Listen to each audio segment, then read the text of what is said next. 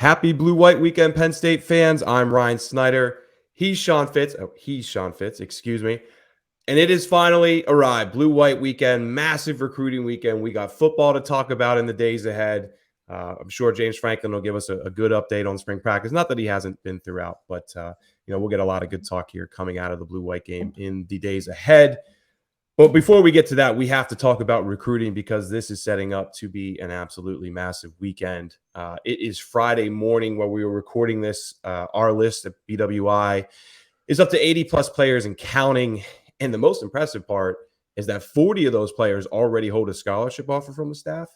And that does not include those who have already committed. So when I look back to last year's Blue-White game, it is up substantially when it comes to top talented guys. And that's usually what happens when you win a Rose Bowl, go 10-2, and shed any concerns about the previous two seasons. Sean, I'll throw it to you. You got a tailgate going? What's going on this weekend, man? I assume you'll be out there for a little bit, at least before the game. We do have a tailgate going. Of course, my father running the On3 tailgate. The information will be on the site in terms of where you get a parking spot. It's blue-white, so it's free for all, essentially. So I'm not sure where he'll be set up, but I'm sure he has some ideas. Of course, check it out. Swing by, say hello, eat some ribs, drink a beer, do what you got to do. I love this job because it's like one of the few jobs you can tailgate before doing the job. So like that's part of why I got into this. So it's pretty fun. Definitely stop by, but we're not here to talk tailgating. We're here to talk recruiting. Big weekend for Penn State, as you mentioned. That list keeps expanding. I mean, like 2 minutes before we went on, another top 100 prospect hit me up, said he's coming. So like these confirmations are coming hot and heavy. They're still going to come in throughout the day on Friday, and then maybe even Saturday morning. You might get some surprises. Check out BlueWhiteIllustrated.com. Check out Ryan's coverage. Check out my coverage. Check out everything there is to do. Special right now, $10 for 4 months. It is the time to jump in. Our offseason coverage has been pretty ridiculous. So I implore you to do so, and you will get deeper in more inside Penn State than you could have ever asked for. So, yeah. Aside from that pitch, a lot of guys on campus this weekend. Of course, everyone's going to pivot, go to commit watch. I think there will be some movement this weekend, which is going against my my status for the last couple of weeks when I said, it's hard to say. But this weekend, a lot of things make sense. We've been watching some guys for a long, long time. I think Kevin Haywood fits that profile. I know they've talked about still wanting to take more visits after Blue White, check some more things out. He was just down in Alabama, got an offer. His offer list continues to grow at this point during the process, but Penn State's been on him for a long time. The relationships are there. And I think this is one that has made sense for a while.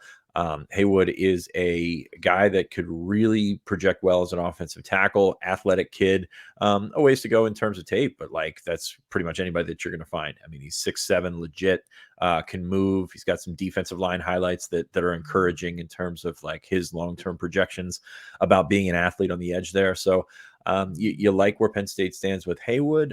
You're just wondering if this is a situation where some of those recent offers, some of the more interest as of late, especially from the South, will catch his attention. You could probably say the same about Will Satterwhite, the offensive lineman from Ohio.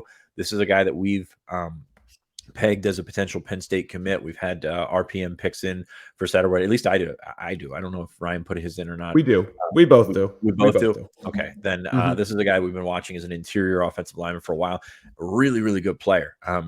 Probably doesn't have the prototypical measurements that you like. He's probably 6'3". He's kind of like Sal Wormley, maybe a little bit bigger than Sal was at this point during his career, but he moves people. He is a center guard that can get people out of the way.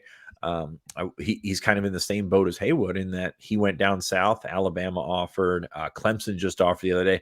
The Clemson offer is interesting to me because Clemson doesn't offer a ton of guys. Like they're not one of those schools that just throws out offers to throw out offers. So maybe that means a little bit more than the Alabama offer. I mean, Alabama, as prestigious as that is as a program, the top 2-3 program in the country over the last decade, probably number one.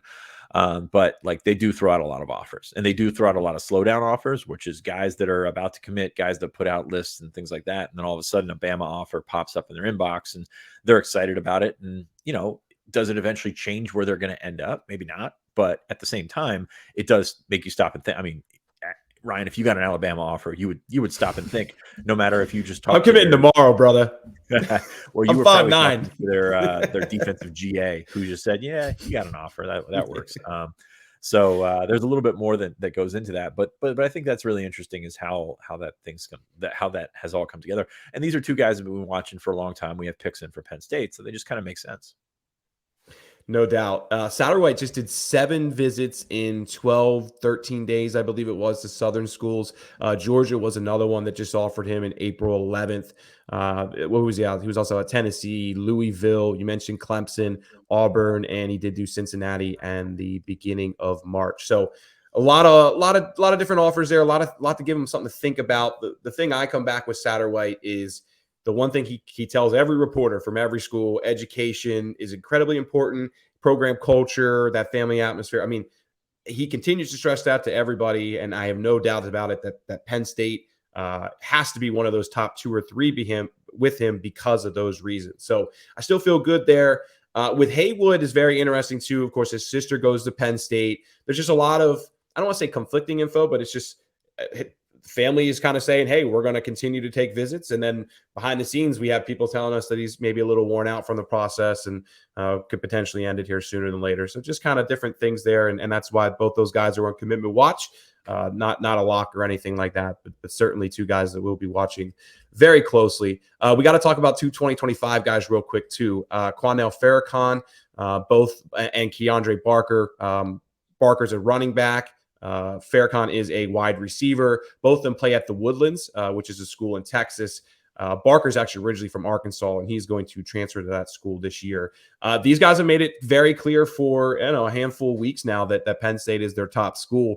The thing I always just wonder about, though, is they haven't really visited too many schools. So Franklin's always made it pretty clear publicly and to the recruits we talked to that he wants to make sure the guys are all in, right? That they're fully committed, that they're not going to go take visits elsewhere. And just the fact that they've kind of been limited as far as where all they've been able to go and see so far, it makes me wonder just how those discussions will go. But, from the outside looking in, these guys are certainly seem like they are on commitment watch this weekend, and 2 guys to watch without a doubt. So just curious to see how that goes. Sean, any thoughts on Barker and Farrakhan? Yeah, I mean, they've been pretty upfront that Penn State. I mean, there's been a few guys in 2024 and 25 that just kind of say, if I get up there, I'm going to commit. And Barker was one of those guys that came up. I mean, maybe late February, maybe early March when this all started to come up, and he's pretty upfront about that. Now, you worry that maybe that's a little bit too naive, and you're thinking about the process, as you mentioned, with the lack of visits and things like that. Never been to Penn State. I mean, he's from Arkansas. He's going to transfer into Texas to the Woodlands in Texas. So, there's some disconnect there with how these things are working. Mm-hmm. But Penn State seems ready to take Barker, and I think that would be a pretty big boost for that 2025 class. But yeah, I think that all makes some sort of sense. Like it would be a situation. So we do this sometimes where we have these RPM picks, and you feel about a guy that's maybe a year out, maybe not ready to make that pick because it makes sense for him to take some visits on the back end, at least logically, as a parent, as somebody that you would watch that process, you would think that that's, the odds are good. And we've got a lot of data to back this up. The odds are good that they would pop up on campus elsewhere, maybe in the near future, maybe in the far future, but we will see where it goes with that. But those 2 guys from 2025 are, I don't want to say prime, but it makes a lot of sense from what we've heard from both sides, from this side, from that side. So yeah, Sure. onto the visitor list. Not going to go too deep into it. Again, BlueWhiteIllustrated.com. Ryan has put together a phenomenal list. He mentioned, I think, over 40 scholarship guys, and we continue to confirm players on Friday morning, and we will do so into Saturday morning as well. Anybody that jumps out for you, Ryan, in terms of who you're looking at and who are the guys that maybe we haven't mentioned already that just kind of pop up and say, oh, that's very interesting that he's on campus this weekend. Yeah, it's massive, right? So I think we could do a dozen guys on there, but we'll try and keep it limited. Nigel Smith. I mean, how can you not talk about Nigel Smith, a top 100 prospect from the on 300?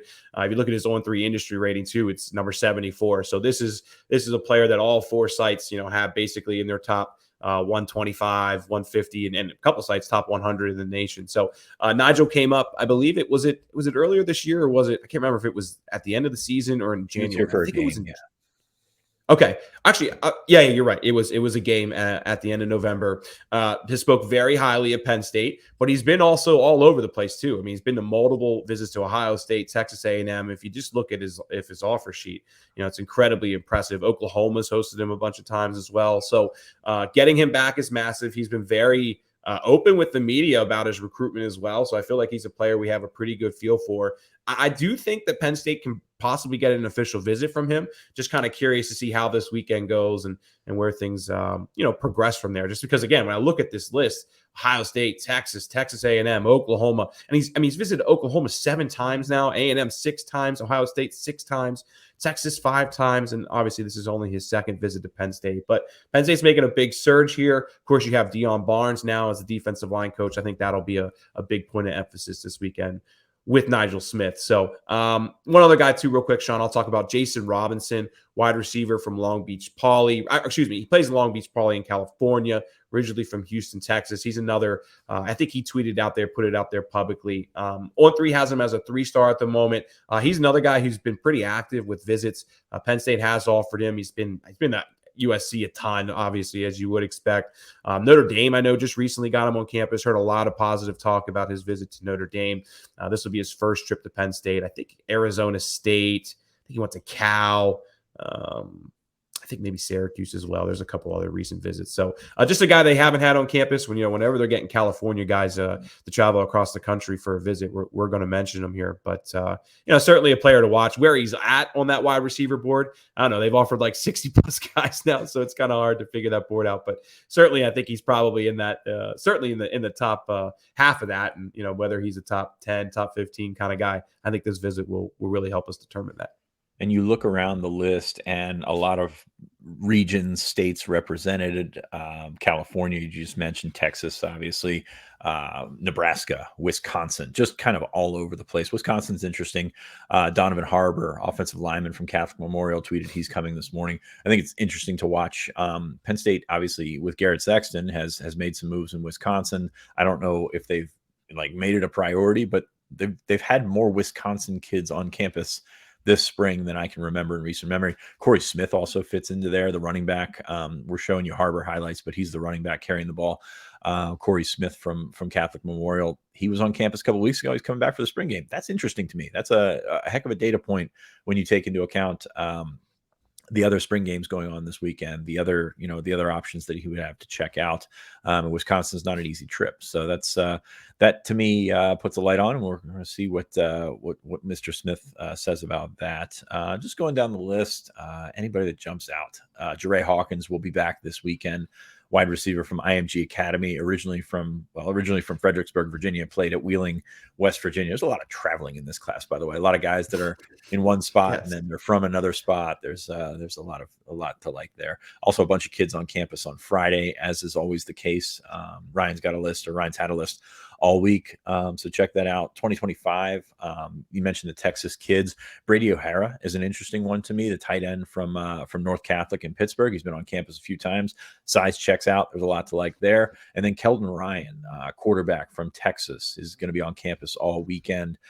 He's a guy that picked up an offer. We mentioned him on the show a couple of weeks ago, or actually probably last week. They all run together at this point, but he picked up an offer. He camped there last year. So I think third time on campus, or second or third time on campus for Keldon Ryan is interesting to me. And yeah, that 2025 list is also very impressive. For sure. I have 18 scholarship guys confirmed from 2025, 20 from the class of 2024, and then there are a handful of 2026 rising sophomores as well. Sean, anything else we got to get out of the way before we end this? There were some recruiting rules changes. I don't know if you're interested in talking about that. One thing I will say quick is if you did pay attention to it, the big change is that prospects will be able to take unlimited official visits now. But one thing I want to stress to fans too is that schools are still only allowed to use 56 official visits in a year. Of course, you can roll over some officials. I think 8 is the max. So that 6 is it. Okay. Yeah. So you can go up to 62. But my point with that is just, it's not like official visits are completely unlimited now, and you can just bring anybody at any time. There are still schools are still going to have to be smart with how they use them and spread them out throughout the season. Sean, I'll throw it to you. Yeah, I don't think it changes much for like the guys Penn State recruits. Like maybe the elite of the elite. If you want to take 7 visits, fine. Like that's part of it. It doesn't change the window when they can take them.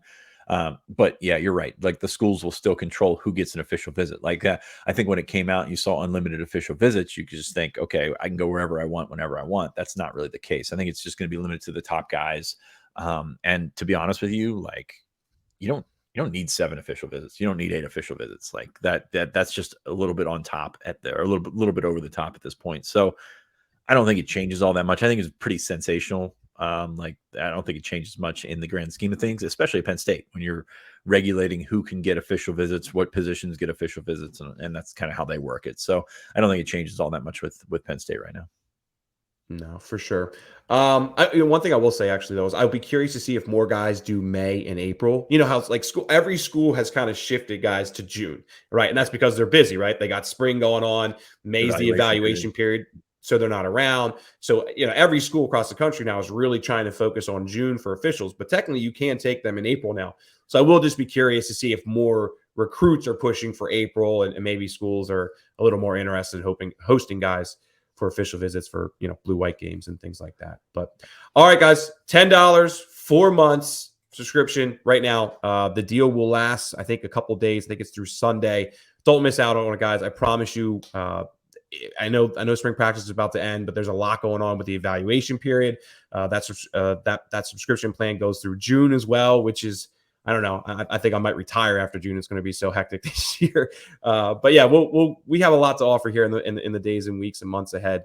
So like I said, $10 for 4 months. Sean, thanks for doing this. This will probably be our last Friday pod for a little bit. We were trying to do it throughout the spring where there's a lot going on. But it slows down a little bit in May, and I'm sure we'll step back up with the Friday pods again in June. Yeah, hopefully we see each other in some breaking news pods. So those have been pretty popular lately. I think that's inevitable. We could see that happening. Yeah. Okay. Ryan Snyder, he's Sean Fitz. T. Frank, thanks for running the show. Make sure you subscribe to YouTube. Sorry, T. Frank, we promoted everything else, but not to subscribe to YouTube. I'll get it in there at the end. Appreciate you guys. Talk to you soon.